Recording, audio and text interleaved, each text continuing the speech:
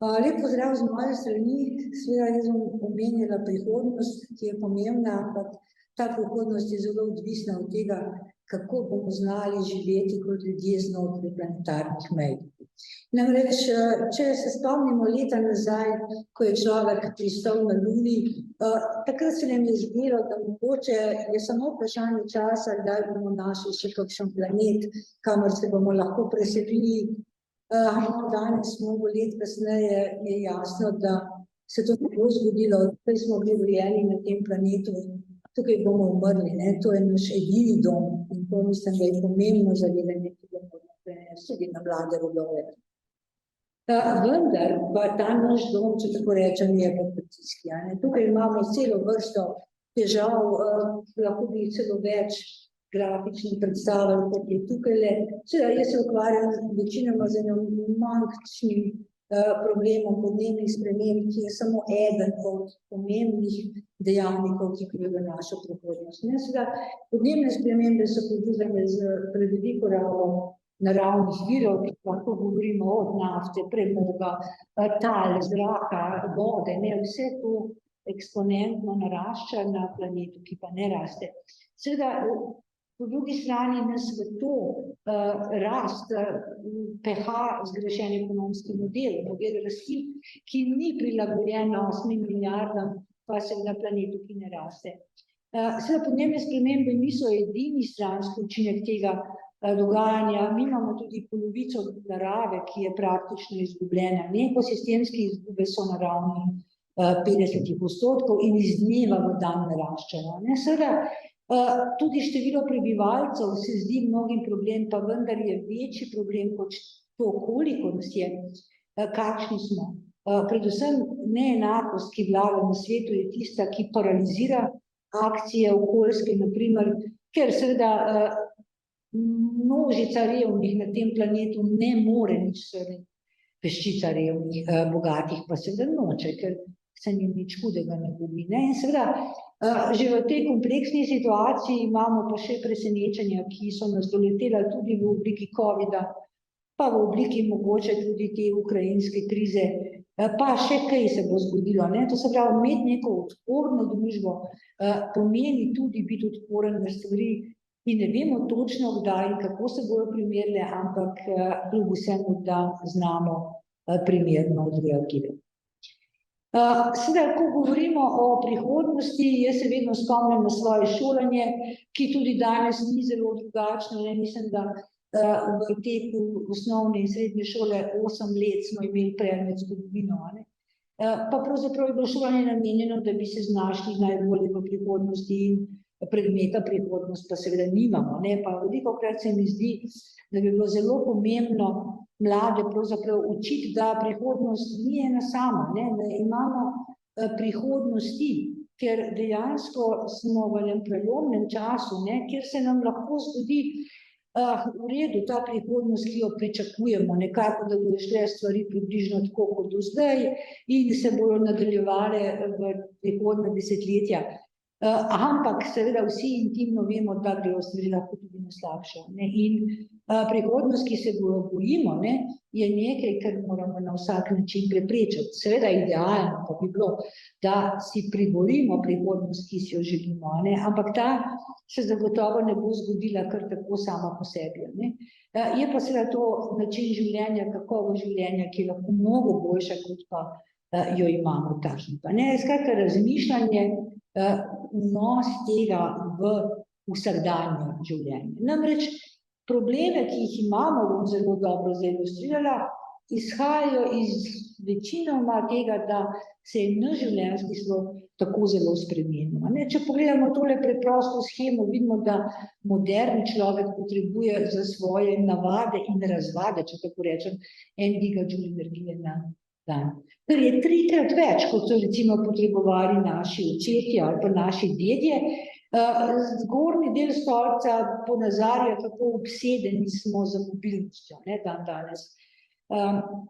Potem seveda ta temnorjavi, svetlorjavi del kako močne so naše potrošniške navade, koliko energije porabimo za vse, kar kupimo, če preprosto povem. In če primerjamo ta del z našimi predhodniki, vidimo, da je verjetno del stolpca, ki je mnogo manjši v času preteklosti, bil namenjen kupovanju stvari, ki so jih dejansko ljudje potrebovali.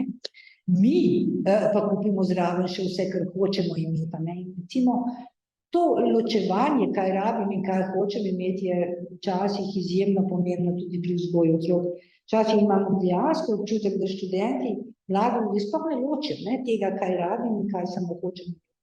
No, potem so tu seveda še naša stanovanja, zeleni del, kjer imamo toplejša stanovanja, večja stanovanja, da ne rečem prevelika stanovanja v povprečju, in pa seveda tudi dvoje stanovanj, še več.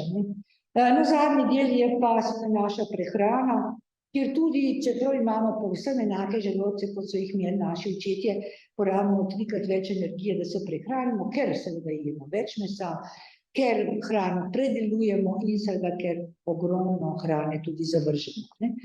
Tak življenjski slog je nevzdržen na planetu, ki pa ne raste. Planet je povsem enak, kot je bil njegovi naravni viri, kot so bili recimo tisočletja nazaj. Drug problem, seveda, ki ga imamo, je pa, da ta življenjski slog odpiramo z napačno energijo. Ta slika lepo kaže, da kljub retoriki politike, kako bomo šli v obnovljive vire, kako bomo nehali kuriti fosilne goriva, vidimo črno, rumeno in oranžno, kar predstavlja delež energije, ki jo za vsak danje življenje še vedno pridobimo, bodisi iz premoga črno, iz nafte v oranžni in temno-oranžna iz plina. Seveda so imamo tudi obnovljive vire, ampak ti še vedno predstavljajo razmeroma majhen, čez prst 10% delež globalno. Seveda, ti dve kombinaciji, preveč energijo in napačno energijo, vodijo seveda v problem podnebnih sprememb, pa seveda tudi še kolateralne škode, kot je onesnažen zrak in še marsikaj.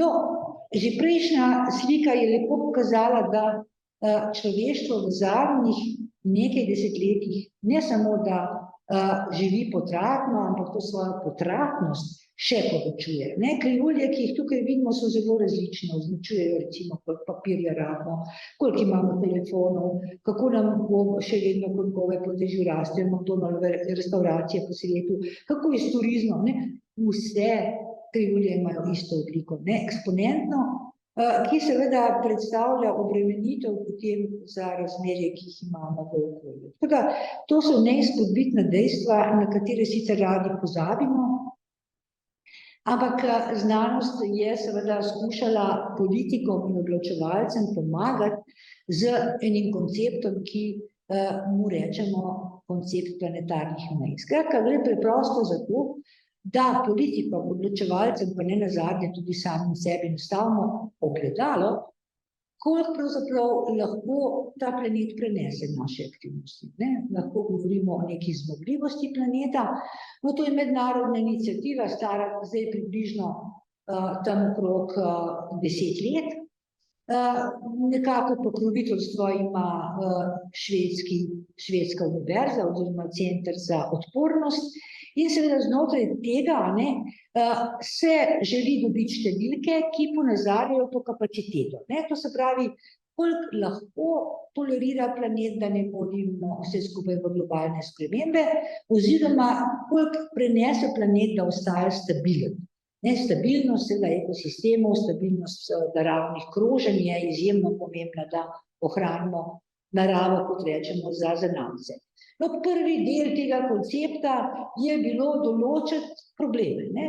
Kaj je tisto, na kar moramo kot človeštvo paziti? Kar nekaj časa je trajalo, da se je nekako znanost poenotila okrog teh problemov, ki jih tukaj vidimo. Nekateri so vam poznani, kdo pa še ni slišal za podnebne spremembe. Tudi ozonska plast je nekaj, kar je prisotno v vsakdanjem življenju že nekaj časa, da izgubljamo razmnožljivost. Tudi vemo, da smo porušili cikla dušika in fosforja, je zadeva, ki je tudi pravzaprav že kar nekaj desetletij na tapeti. Manj so pa mogoče poznani problemi okrog tega, da se nam zakisujejo oceani. da preveč rabe tal usmerjamo v kmetijstvo, recimo, in seveda tudi globalna raba sladke vode mora imeti neke svoje omejitve, ne. No, naslednji korak, ko je znanost nekako določila poglavitne probleme, je bilo določiti številke, ne. No, seveda, jaz se v te številke ne bom ne vem koliko spuščala, ampak to, da veste, da so tukaj, skratka, gre za ocene, ne, do kje smemo iti. Če presežemo določene meje, potem stabilnost je pod vprašajem. Pa da je mogoče kakšno stvar komentiram, recimo raba tal, ne. Človek lahko spremeni rabo tal v kmetijske namene, vendar je skrajna meja, koliko si lahko privoščimo 15% kopnega za našo hrano. Če bomo več od tega, ne, namenili za hrano, enostavno ne bo prostora za gozdove, ne bo prostora za ostale življenje na zemlji, a ne. Izguba vrst, recimo, vsi vemo, poudarjamo, da je normalno, da vrste izumirajo in se rojevajo nove, pa vendar izguba vrst ne bi smela biti večja kot 10 vrst na milijon na leto, ne. Danes je ta izguba 1000-krat na primer hitrejša. Tako da ja, politiki imajo že kar nekaj let na mizi, če tako rečem, številke, a ne. In stanje, v katerem smo, postaja res alarmantno, ne. Pa če to stanje samo ilustriram preko podnebnih sprememb, ne, varna meja, ne, v prejšnjem domenku, a ne, je približno 350 enot na milijon. Ta meja v zgodovini milijona let nikoli ni bila presežena, ne. Seveda v zadnjih 150 letih pa smo recimo vsebnost ogljikovega dioksida spravili na vrednost 420, že skoraj delcev na milijon. Skratka, tukaj je meja presežena bila v zelo, zelo kratkem času. No, ampak kje smo kot svet, ne? Če je zdaj to naš omejen planet, ne, tale krogla, ki jo gledamo na sredini, in če se vrnemo v tiste čase, ko je živel Prešeren, pa ko je recimo živel Napoleon, ne, koliko je takrat pravzaprav človeštvo si zavzelo planeta, če tako rečem. No, če zelo pozorno gledamo v sredino, se nam bo zdaj pojavila taka majhna rumena pika. No, ko bom še enkrat povedala, v sredini rumena pikica, ja, tista milijarda ljudi je imela na voljo vse. Takrat je bil svet dejansko z 1 milijardo ljudi, naravnimi viri, res neka, danes bi k temu ironično rekli, brezplačna samopostrežna, ampak človeštvo je to seveda izkoristilo zelo hitro. V času po drugi svetovni vojni, ne, v 50 letih, seveda se je močno reševal problem lakote, začela se je uporabljati nafta, mineralna gnojila so bila na voljo, ne, in seveda se je vpliv začel stopnjevati. V 70 letih prejšnjega stoletja je bila prva meja že presežena. Pri dušiku, pri eutrofikaciji, seveda to je proces, kjer dušik iz mineralnih gnojil, namesto da bi šel v rastline, si izbori pot, ker je mobilen v podtalje, v vodo, v reke in na koncu pristane v velikih koncentracijah, tam, ker ni zaželjen, izumira življenje. To je bil prvi problem, ki ga je človeštvo z lastnimi očmi tudi videlo. In takrat ni naključje, da so v 70 letih nastala ministrstva za okolje, nastali so Greenpeace, razne akcije, recimo okoljevarstvo se je rodilo takrat, ekologija, kot jo danes nekateri razumejo. Ampak se nismo ustavili, ne, v 80 letih. Seveda smo šli naprej in prestopili tudi mejo podnebnih sprememb, še poslabšali situacijo seveda z dušikom. V 90 letih oziroma konec prejšnjega stoletja smo uspeli doseči in preseči meje pri biodiverziteti in še vedno se nam je zdelo takrat leta 2015, ko je recimo tole bilo narisano, da smo še daleč pri kakšnih problemih, na primer problem kemičnega onesnaževanja, ni imel še številke, ne. Koliko je varno, ker je tako kompleksno, ne, pa tudi glede aerosolov, ne. No, letos aprila je postalo jasno, da smo tudi kemično onesnaževanje presegli. Analiza 200 kemičnih substanc, ki so od antibiotikov do različnih topil in drugih produktov, so že v okolju tako razširjene, da govorimo o težavnosti. To se pravi, mi imamo na omejenem planetu resnično velike probleme. No, seveda zdaj bo nekdo rekel, ja, pa sej nismo vsi v isti koži. Ne? Imamo države, ki so veliko onesnaževalke, kjer ljudje živijo, kako bi rekla, razkošno, ne? Recimo pokažemo s prstom na ZDA, in imamo neke države, ki še vedno živijo skromno, to drži, ampak seveda znanost tudi tukaj zna s prstom pokazati na tiste države, ki so, kot rečeno, manj krive in za tiste, ki presegajo meje. In seveda ta svetlo rumena, kamor tudi Slovenijo lahko prištevamo, so države, ki presegajo praktično vse meje. Ne? Seveda Afrika, Indija, kjer je življenjski slog še vedno skromen, tukaj najdemo države, ki mogoče presegajo samo eno ali celo nobene planetarne meje. Ne? Tako da ja, tukaj je neka globalna odgovornost, kdo je pravzaprav za degradacijo planeta bolj odgovoren. No in če se ga začnemo pometati pred svojim pravom, ne, Slovenija recimo je pomembna, če primerjamo naprimer Nemčijo in Albanijo, no to vas bi rada tudi napotila na spletne strani Univerze v Linzu, ki so pa tele meje pravzaprav kar za države malo pogledale. Ne? Zdaj Nemčija in Albanija tukaj na moji sliki nista izbrani naključno. Če bi vprašali mlade ljudi, kje bi živeli, ne, verjetno zelo malo bi se jih odločili za Albanijo.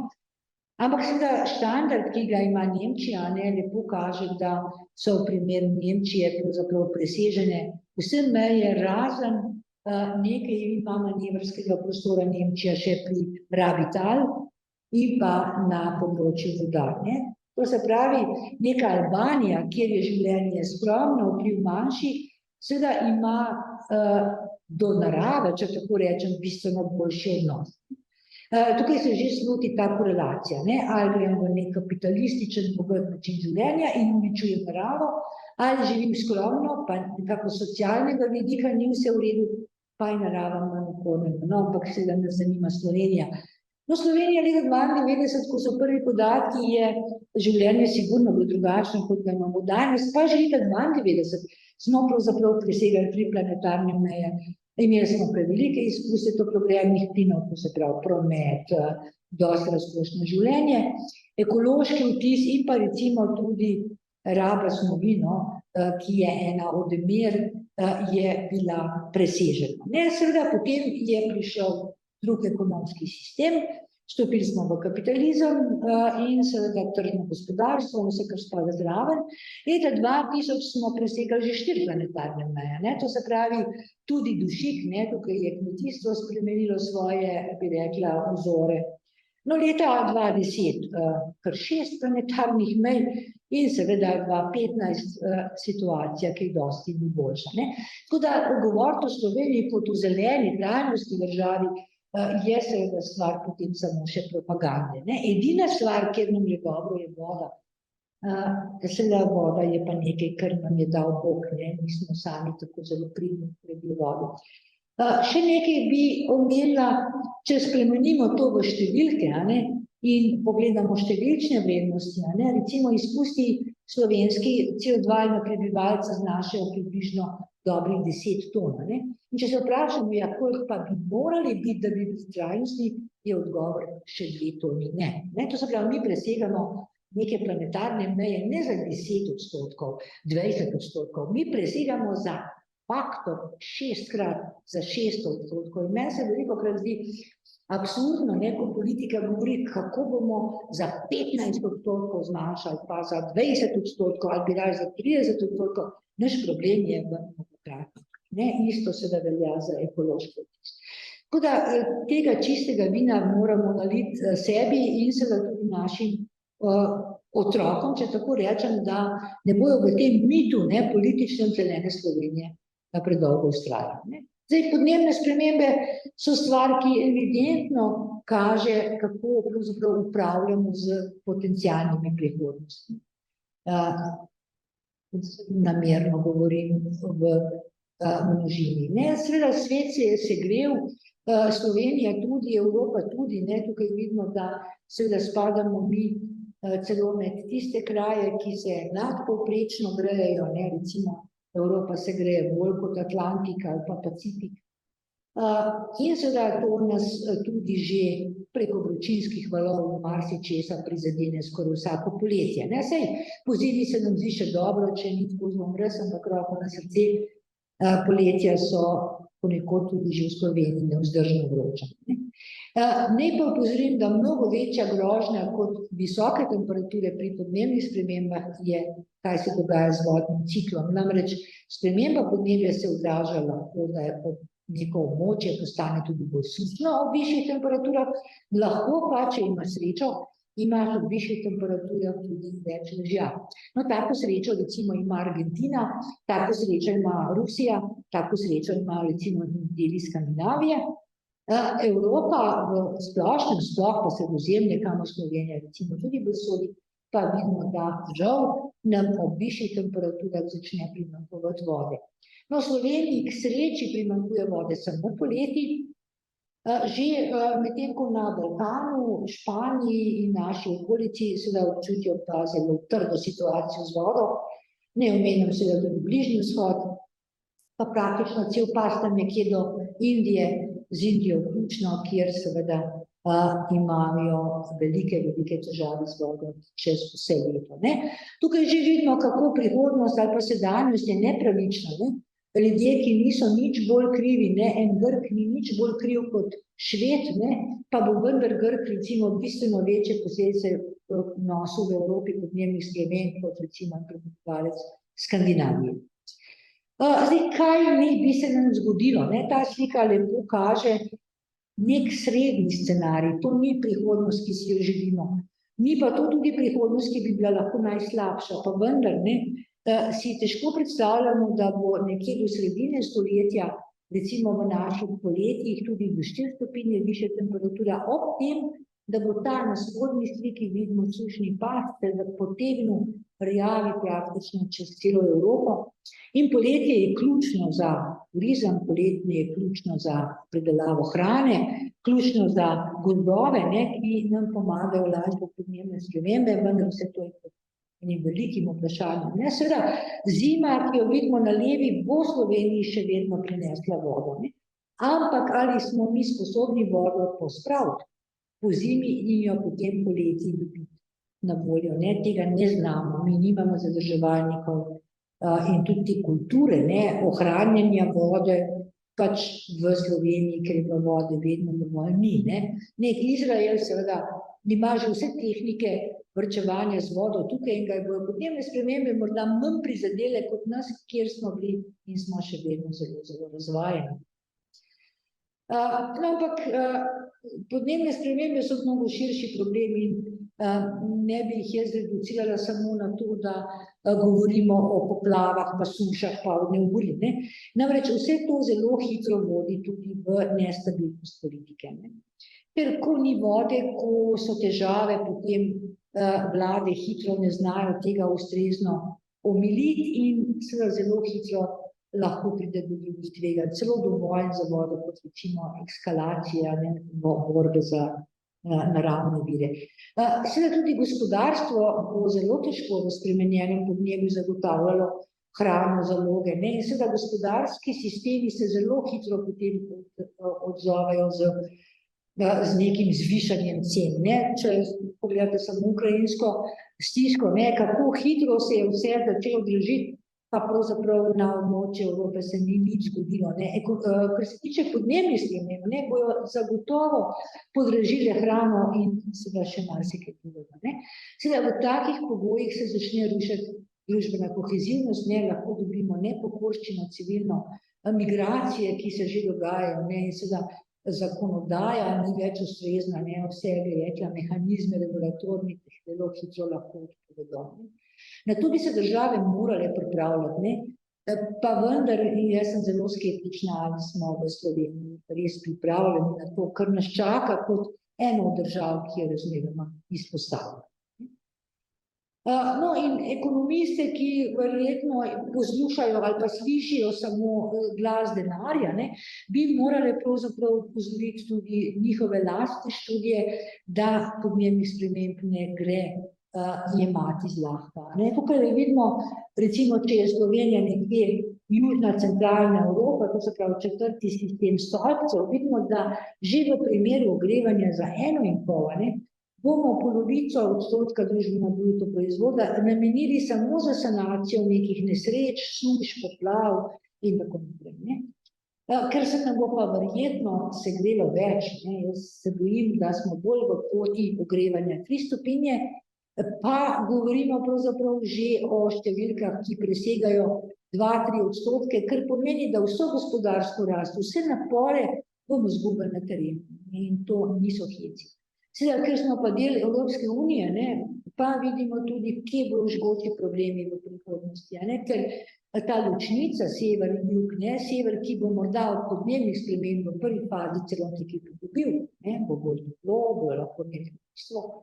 In seveda jug Evrope, kjer bo te škode največje. To je velik izziv za kohezivnost Evrope, ali bo sever Evropo pomagal jugu Evrope, ker pravzaprav so podnebne spremembe lepo rečene bolj v bogatih deželah, ali bo seveda obrnil hrbet in bo rekel, ja, jug je len, jug se ne zna organizirati, južne države so tako ali drugače problematične. V času gospodarske krize 2008 smo tako retoriko doživeli. Tako da to so resnično resne stvari, ki res potem pod vprašanje postavljajo naš odnos do prihodnosti. Ker ta prihodnost, ki se jo bojimo, se nam pravzaprav do neke mere, če samo podnebne spremembe gledamo, že dogaja. Ampak vendar, prihodnosti, ves čas poudarjam ta množino, tukaj vidimo prihodnost.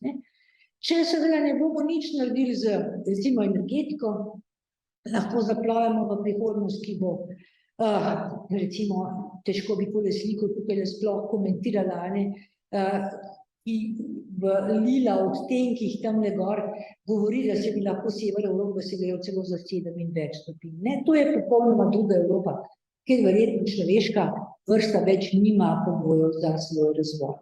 Seveda imamo prihodnosti, ki so mnogo milejše, pa vendar, tudi v najboljšem primeru spodaj vidimo, da je nekako v rumenih odtenkih ogrevanje v Evropi, se ga ne moremo izogniti. Ampak, če bo to ogrevanje manjše, reda velikosti do 2 stopinji, je to prihodnost, ki je bistveno bolj zelena kot katerakoli druga. Seveda tudi vemo recept, kaj narediti. Recept seveda je globalen, da svet praktično danes svojo energetsko politiko spremeni, da gremo po tej zeleni poti in do konca stoletja povsem popustimo fosilna goriva. Temu rečemo Pariški sporazum. Vsi smo za to slišali, to je mednarodni dokument, ki so ga države, tudi Slovenija, ratificirale, tudi podpisale, čeprav znanost je ves čas želela, da bi se svet orientiral po tej svetlo-zeleni krivulji, kjer bi se morali potruditi bolj, kjer bi se morali potruditi prej in do sredine nekje stoletja opustiti fosilna goriva, kjer bi potem bile škode manjše. To bi bila res tista prihodnost svetlo-zelena pot, ki bi si jo lahko želeli. Vendar, kot velikokrat v zgodovini so države podpisale te obljube z figo v žepu in ko se je pravzaprav pogledalo, kaj pa države delajo, pridemo do modre krivulje. Modra krivulja je povsem nekaj drugega kot politična retorika Pariškega sporazuma. In ta prepad med modro in zeleno je tisto, kar je pognalo mlade ljudi na ulice. Zakaj protesti so se začeli? Zato, ker leta 2015 je postalo jasno, da ti obljubiš zeleno, delaš pa na tej sliki modro. In ta razkorak je iz dneva v dan večji. In pravzaprav mladi ljudje še premalo protestirajo, oziroma bi se jim morali pridružiti tudi mi, ker enako kot njih vlečejo za nos tudi našo generacijo. In to javno je glasno, ta slika ni nobena tajnost. Pa še vedno kimamo in smo zadovoljni za obljubami, ki jih dobimo, recimo na kakšni podnebni konferenci vsako leto znova. Zdaj, kaj bi morali narediti? Tukaj je kristalno jasno. Tukaj ni nobenih, bi rekla, skrivnostnih posegov. Seveda, poseči je treba v energetiko, stolpec, kjer je glavnina problem. Seveda, če to prevedemo recimo v slovenske razmere, treba je zapreti še TEŠ, treba je seveda zmanjšati rabo energijo in treba je okrepiti obnovljive vire. Seveda, industrija je še vedno umazana in industrija, ki jo mnogokrat vodijo korporacije, ne bi vlagala v bolj čiste tehnologije, ker to pomeni manjše profite. Ampak danes je to samo možno sprememba, vendar nihče v njih dovolj jasno in glasno ne zahteva. Gozdovi kot tretji vzvod so izjemno pomembni. Gozdovi morajo ostati čim mladi in pomemben ponor.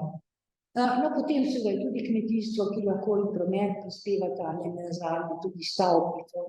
Tako da ti recepti so znani, ne, pa vendar cincamo in čakamo in recimo vidimo tudi, kako se je zgodila obrat v politični evropski retoriki, ko je začela se ukrajinska vojna, se je nenadoma spet začel govoriti o premogu, ne, pa smo bili zmenjeni v Evropi, da premog pustimo čez 8 let.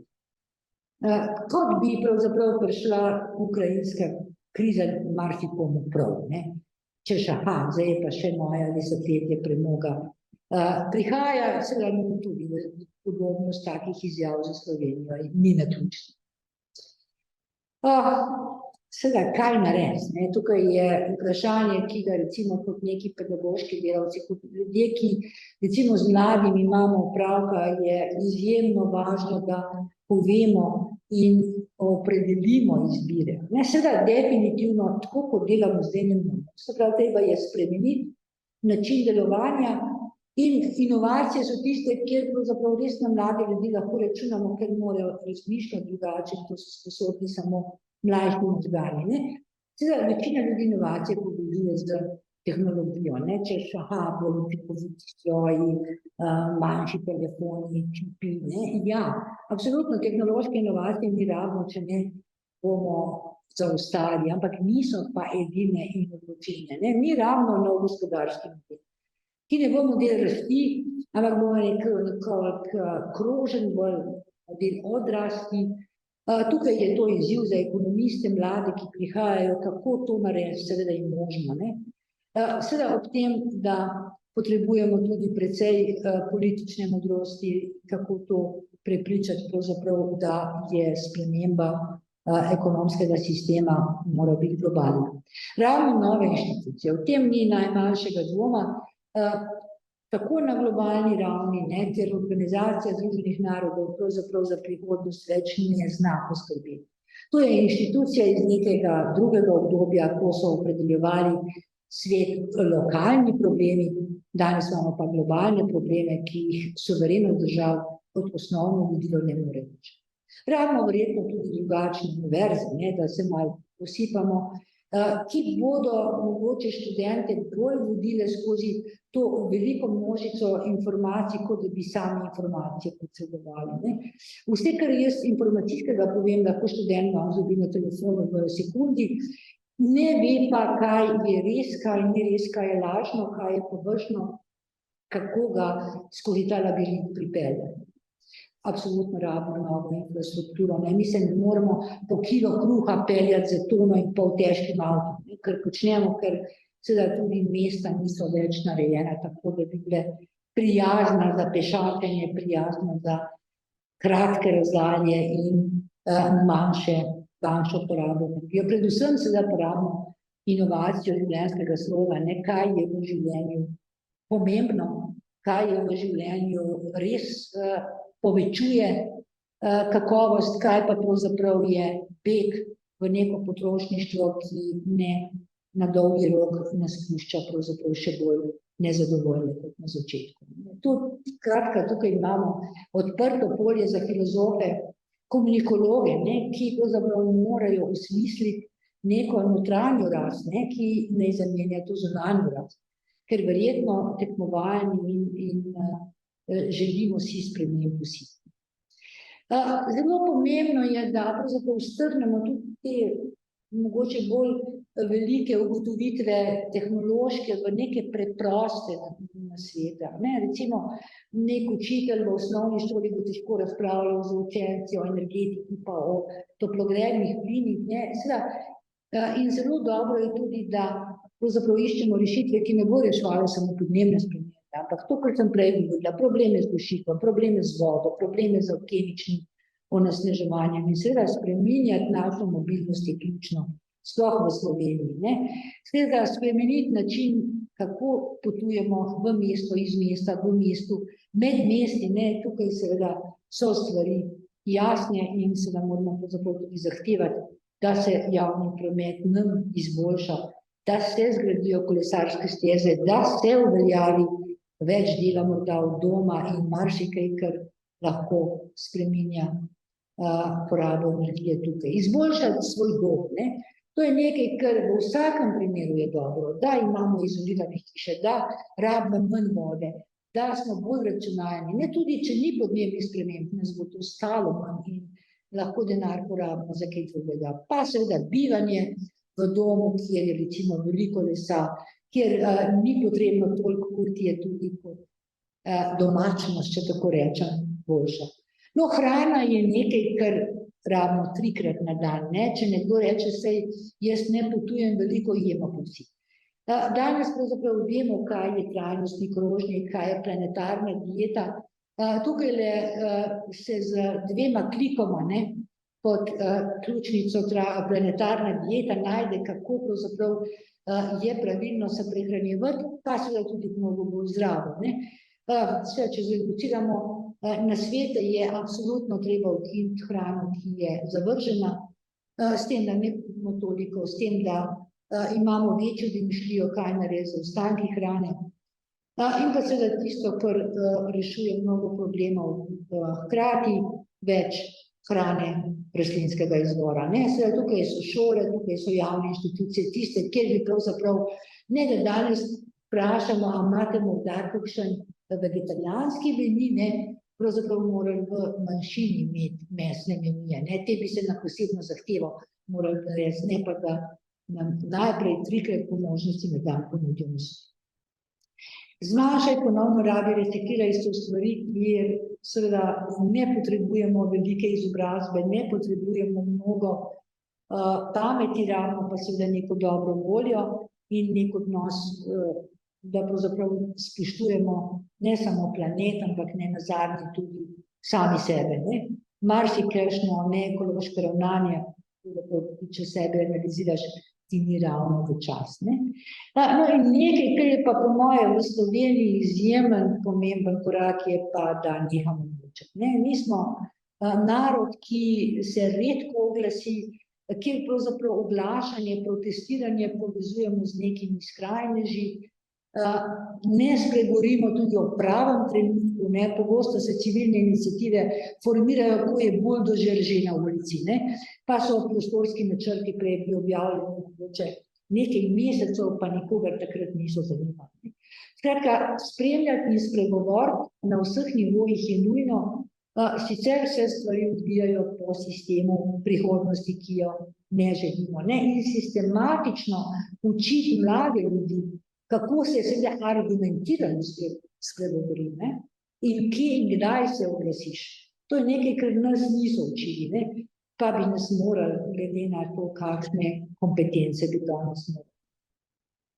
Povej na glas, ne, to je, mislim, tisto, kar moramo gojiti, skratka, v službi, v privatnem življenju, predvsem pa v dialogu z politiko, ne. Sicer, kot rečeno, smo obsojeni na prihodnosti, ki jih ne želimo. No, recimo, gledanje v prihodnost, ne, je nekaj, kar pravzaprav imamo na svetu veliko inštitucij in mene vedno skrbi, ko pogledam izide teh prihodnosti. Tale slika je stara več kot 20 let. In ko sem jo gledala pred 20 leti, sem rekla, to pa zdaj pa nekdo močno pretirava, ne. Pred 20 leti še ni bilo zida na mehiško-ameriški meji. Pred 20 leti ni Slovenija obdajala žitnata ograja, ne. In ko smo gledali to najslabšo pot prihodnosti v barbarizacijo, kjer pravzaprav zgradijo bogati zidove okrog sebe napram revnim, ali pa ko se pravzaprav zgodi popolni družbeni zlom pred 20 leti, bi človek rekel, da je bilo tole pretiravanje, danes to gledamo s svojimi očmi, raste spet zid na poljsko-beloruski meji. Skratka, mi gremo v barbarizacijo, ne, če se resnično ne bomo potrebali. In te prehodi, zeleni preboji, ne, so tisto, kar lahko dejansko vodi v boljšo kakovost življenja. Jaz dvomim, da bomo samo z nekimi majhnimi reformami prišli daleč, ne. Predvsem je pa moje sporočilo od prihodnosti se je treba pogovarjati. Gledati, kaj se lahko zgodi, ne. Tukaj ni nobena minuta, da ne rečem, nobena ura in noben dan slabo investiram, ne. Naj počasi zaključim, ne, seveda mi imamo težave z našim obnašanjem in težko bomo otroke ali pa mlade vzgojili v boljše ljudi, kot smo mi, če bomo še vedno nekako vztrajali pri preteklih prepričanjih. Čudežnih rešitev ni, ne, pa se mi zdi, da kot bi ljudje čakali, da se zgodi nek čudež, da se bodo slabe stvari končale čez noč. In se da zavlačujemo, ne. Kot zavlačujemo, ne vem, z odhodom k zdravniku, ker so le prizadene same, tako zavlačujemo s pomembnimi odločitvami v smislu državnih dimenzij, lokalnih, ne. In seveda ta naša pridobitniškost, materialističnost, ne, je nekaj, kar nam se vsiljuje ekonomski sistem, vsiljujejo nam jo reklame, pa vendar kot intelektualci, kot zreli ljudje bi se morali temu nekako upreti, ne. In pa seveda beseda, ki bi jo jaz črtala iz političnega in vsakdanjega govora, je beseda konkurenčnost, ne, ker konkurenčnost pomeni tekmovalnost. Konkurenčnost je nekaj, kar mi otroke od majhnega učimo, da tako ne gre. Če nekdo pade, da ne pohodiš, ampak mu pomagaš vseh, ne, seveda konkurenčnost, točno to, ne, prej, ko bo nekdo padel, višje, hitreje in da je šlo tim. Skratka, v takem svetu bomo imeli težave še naprej, ne, in nestrano, zdaj, ko vzgajamo, ne, jaz mislim, da je nujna vzgoja za prihodnost, ki sem jo, mislim, da dosti nazorno opisala. Nujna je vzgoja za omiljenost, stvari niso neskončne, ne. Upam, da bodo ekonomisti spoznali, da gospodarska rast na planetu, ki ne raste, ne gre. In se tudi nepovratnost, ne. Mnogi procesi so irreverzibilni in podnebne spremembe žal so take, ne. In nepovratnost je tista, kar obsoja seveda ne samo generacijo otrok in vnukov, ampak prav vnukov že na svet, ki bo drugačen, ne. In pa seveda vzgajati moramo v prvinah odpornosti, ne. Kaj nas dela odporne? Kaj nas dela odporne na šoke? Pravzaprav stvari, ki se jih bojimo ali pa ki jih v modernem svetu že omejujemo. Raznolikost je tisto, kar omogoča preživetje, seveda ne vsem, ampak ohranja neko upanje naprej. Policentričnost, ne smeš imeti vse v enem mestu, v eni banki, na enem kupu. Skratka, razvijati državo Slovenijo policentrično. Seveda z veliko mero povezljivosti in seveda tisto, kar se nam mnogokrat zdi odvečno, ravno v časih kriz pride prav, ne. To se pravi, ta vitkost države, ne, rabim samo, kar je nujno, vse, kar je odvečno, ne samo stane, je absolutno pot v prihodnost, ki se jo ne želi. No, in kot rečeno, moja sklepna misel je, da je čas za temeljno spremembo načina mišljenja in tudi odnosa, ne, ki ga imamo nekako za naravo. Kaj je treba spremeniti, je pa jasno. Proizvodnjo, trgovino, potrošnjo, potovalne navade, prehrano do neke mere je seveda tudi grajeno okolje, ker tisto, kar ni naprodaj in tisto, kar se nikoli ne bo dalo reciklirati, je čas in časom. Tako da hvala za pozornost.